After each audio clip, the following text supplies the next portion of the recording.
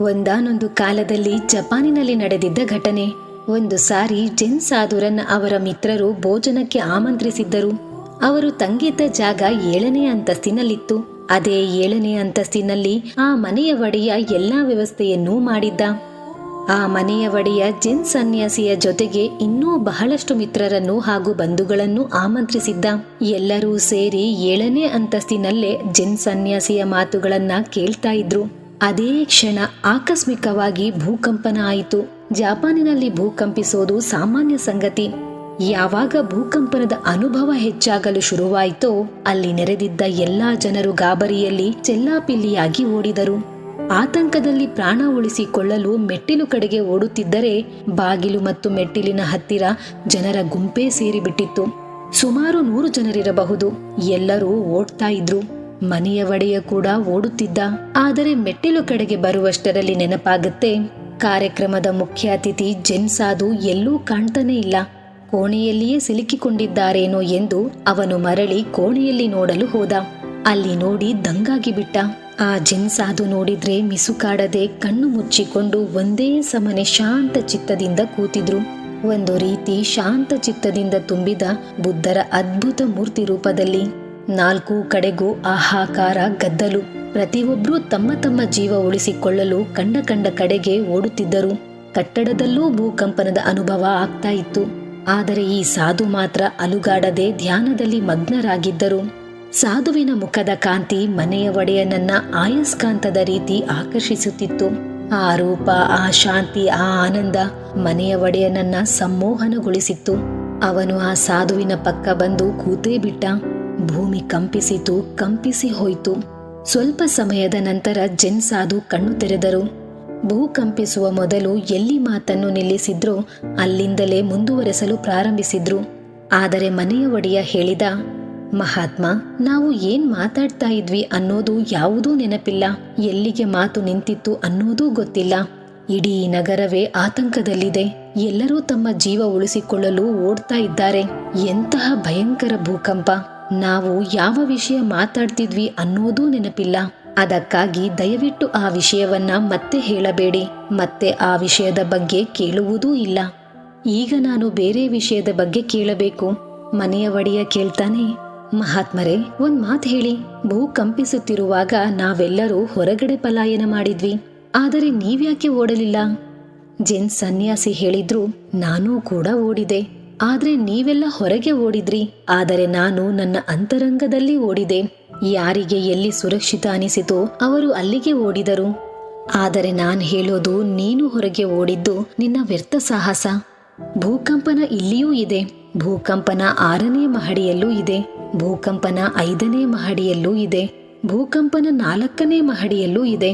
ಭೂಕಂಪನ ಇಡೀ ಕಟ್ಟಡದಲ್ಲೇ ಇದೆ. 4ನೇ ಮಹಡಿಯ ಜನರು ಓಡ್ತಾ ಇದ್ದಾರೆ. 3ನೇ ಮಹಡಿಯ ಜನರು ಓಡುತ್ತಿದ್ದಾರೆ.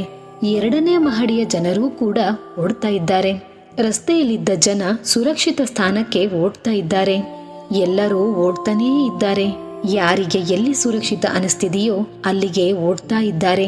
ನಾನು ಕೂಡ ಓಡಿದೆ. ನನ್ನ ಅಂತರಾಳದಲ್ಲಿ ಓಡಿದೆ. ನನಗೆ ನನ್ನ ಅಂತರಾಳದಲ್ಲೇ ಸುರಕ್ಷಿತ ಅನಿಸಿತು. ನನ್ನ ಮನಸ್ಸಲ್ಲಿ ಯಾವ ಭೂಕಂಪನವೂ ಆಗದಂತಹ ಜಾಗದ ಪರಿಚಯ ನನಗಿದೆ. ಭೂಕಂಪನ ಒಂದೇ ಅಲ್ಲ, ಅಲ್ಲಿಗೆ ಯಾವುದೇ ದುಃಖ, ಯಾವುದೇ ಭಯ ಕೂಡ ತಲುಪೋದೇ ಇಲ್ಲ. ಯಾಕೆಂದರೆ ಆ ಹಂತಕ್ಕೆ ತಲುಪಿದ ನಂತರ ಭಯ ಎಂಬ ಭಾವನೆಯೇ ಬದುಕಿರಲ್ಲ. ನಾನು ಓಡಲೇ ಇಲ್ಲ ಎಂದು ಸುಳ್ಳು ಹೇಳ್ತಾ ಇಲ್ಲ. ನಾನೂ ಕೂಡ ಓಡಿದೆ. ಆದರೆ ನಾನು ಕೈಕಾಲುಗಳಿಂದ ಓಡಲಿಲ್ಲ ಎಂಬುದು ನೀನು ತಿಳಿಯಬೇಕು. ಕೈಕಾಲುಗಳಿಂದ ಓಡುವುದು ಹೊರಗಿನ ಕಡೆಗೆ. ಹೇಗೆ ಎಲ್ಲಾ ಜನರು ಹೊರಗಡೆ ಓಡಿದರೋ ಅವರಿಗೆ ಗೊತ್ತಿರೋದು ಓಡುವುದೆಂದರೆ ಕೇವಲ ಹೊರಗೆ ಓಡೋದಂತ. ಹೊರಗೆ ಓಡೋದೊಂದೇ ಓಡೋದಂತ ತಿಳಿದಿದ್ದಾರೆ. ಆದರೆ ಯಾವಾಗ ನನಗೆ ಅಪಾಯದ ಬಗ್ಗೆ ಅರಿವಾಯ್ತೋ ತಕ್ಷಣವೇ ನಾನು ನನ್ನೊಳಗೇ ಜಾರಿದೆ. ನಿನಗೆ ನಾನು ಭಯ ಪಡಲೇ ಇಲ್ಲ ಅಂತ ಹೇಳ್ತಾ ಇಲ್ಲ. ನಾನು ನನ್ನೊಳಗೆ ಹೋಗೋ ಮೊದಲೇ ಎಲ್ಲಿ ಸತ್ತು ಹೋಗ್ತೀನೋ ಅಂತ ಬಹಳ ಭಯ ಅನಿಸಿತು. ಎಲ್ಲಿ ನಾನು ನನ್ನ ಅಂತರಾತ್ಮದವರೆಗೂ ತಲುಪುವ ಮೊದಲೇ ಈ ಕಟ್ಟಡ ಉರುಳಿ ಬೀಳುತ್ತೋ ಅಂತ ಭಯ ಪಡ್ತಾ ಇದ್ದೆ. ಧ್ಯಾನದಲ್ಲಿ ಮುಳುಗೋ ಮೊದಲೇ ಈ ಕಟ್ಟಡ ನನ್ನ ಸಮಾಧಿ ಮಾಡಿಬಿಡುತ್ತೆ ಅಂತ ಚಿಂತೆಯಲ್ಲಿದ್ದೆ. ಆದರೆ ಯಾವಾಗ ನಾನು ಒಂದು ಸಾರಿ ಆ ಹಂತಕ್ಕೆ ತಲುಪಿದೆನೋ ಚಿಂತೆಯೇ ಇರಲಿಲ್ಲ. ಈಗ ಎಂತಹ ಸಾವು! ಕೇವಲ ನನ್ನ ದೇಹ ಮಾತ್ರ ಸಾಯ್ತಾ ಇತ್ತು. ಏಕೆಂದರೆ ನನ್ನ ಮನಸ್ಸು ಧ್ಯಾನದಲ್ಲಿತ್ತು. ನಾನು ಧ್ಯಾನದಲ್ಲಿಯೇ ಜೀವಿಸೋದು ಕಲಿತಿದ್ದೇನೆ, ಧ್ಯಾನದಲ್ಲೇ ಸಾಯಲು ಆಶಿಸುತ್ತೇನೆ. ಅದಕ್ಕಾಗಿ ಆ ಹಂತ ತಲುಪಿದಾಗ ನಾನು ನಿರಾಳನಾದೆ. ಯಾಕೆಂದರೆ ನಾನು ನನ್ನ ಗುರಿಯನ್ನ ತಲುಪಿಬಿಟ್ಟಿದ್ದೆ. ಒಂದಿಲ್ಲ ಒಂದಿನ ಎಲ್ಲರೂ ಸಾಯಲೇಬೇಕು. ಆದರೆ ಕೆಲವು ಮೂರ್ಖರು ಸಾವು ಅಭಿಶಾಪ ಅಂತ ತಿಳ್ಕೋತಾರೆ. ಸಾವಿನಿಂದ ತಪ್ಪಿಸಿಕೊಳ್ಳಲು ಸಾಹಸ ಮಾಡ್ತಾನೇ ಇರ್ತಾರೆ.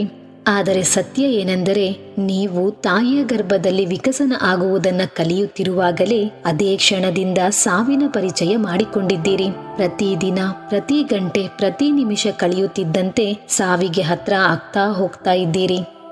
ಧ್ಯಾನದಿಂದ ಗಮನಿಸಿದಾಗ ಪ್ರತಿ ಉಸಿರು ಒಳಗೆ ತೆಗೆದುಕೊಂಡಾಗ ಜೀವನ, ಹೊರಗೆ ಬಿಟ್ಟಾಗ ಮರಣ. ಹೇಗೆ ಸೂರ್ಯೋದಯ ಆದ ನಂತರ ಅದರ ಅಸ್ತವೂ ಆಗತ್ತೆ ಅಂತ ಖಾತರಿಪಡಿಸುತ್ತದೋ, ಅದೇ ರೀತಿ ಹುಟ್ಟಿದ ಪ್ರತಿ ಜೀವಿ ಒಂದಿನ ಸಾಯಲೇಬೇಕು. ಆ ಜೆನ್ ಸನ್ಯಾಸಿ ಹೇಳ್ತಾರೆ, ನಾನಿನಗೆ ಯಾವುದೇ ಸಿದ್ಧಾಂತದ ಬಗ್ಗೆ ಪಾಠ ಮಾಡ್ತಾ ಇಲ್ಲ, ಬದಲಾಗಿ ಸರಾಯಿ ಕುಡಿಸ್ತಾ ಇದ್ದೀನಿ. ದ್ರಾಕ್ಷಿ ಹಣ್ಣುಗಳನ್ನು ಕಿವಿಚಿ ಬೆರೆಸಿ ಮಾಡಿರೋದಲ್ಲ, ಮನಸ್ಸಿನ ಆತ್ಮವ ಬೆರೆಸಿ ಮಾಡಿರೋದರಿಂದ. ಕುಡಿ, ತೃಪ್ತಿಯಾಗಿ ಕುಡಿ, ಹಾಡು, ಕುಣಿ, ಸಂಭ್ರಮಿಸು. ಜೀವನದಲ್ಲಿ ಎಷ್ಟೇ ಕ್ಷಣಗಳು ಸಿಗಲಿ ಅಂತರಾಳದ ಕಡೆಗೆ ತಿರುಗು.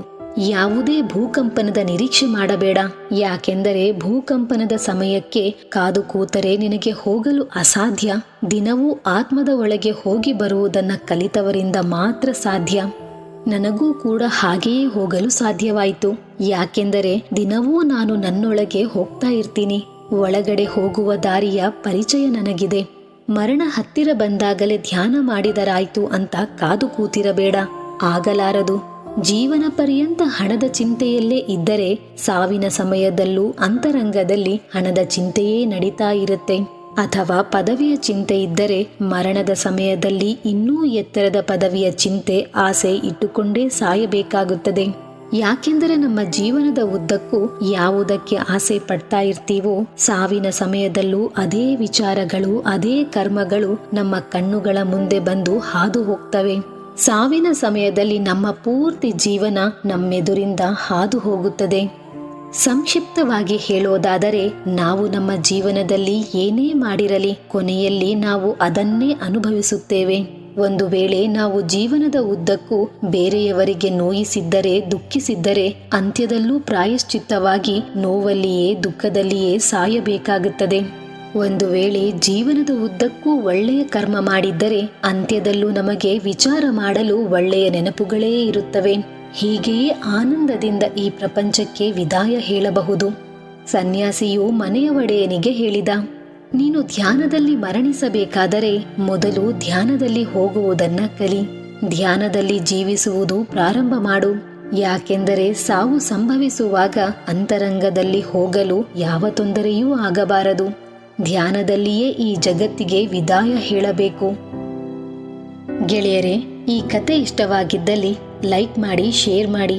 ಇದೇ ತರಹದ ಇನ್ನಷ್ಟು ಕತೆಗಳಿಗಾಗಿ ನಮ್ಮ ಇನ್ಸ್ಪೈರ್ಡ್ ಸಂಧ್ಯಾ ಯೂಟ್ಯೂಬ್ ಚಾನಲ್ ಅನ್ನು ಸಬ್ಸ್ಕ್ರೈಬ್ ಮಾಡಿ.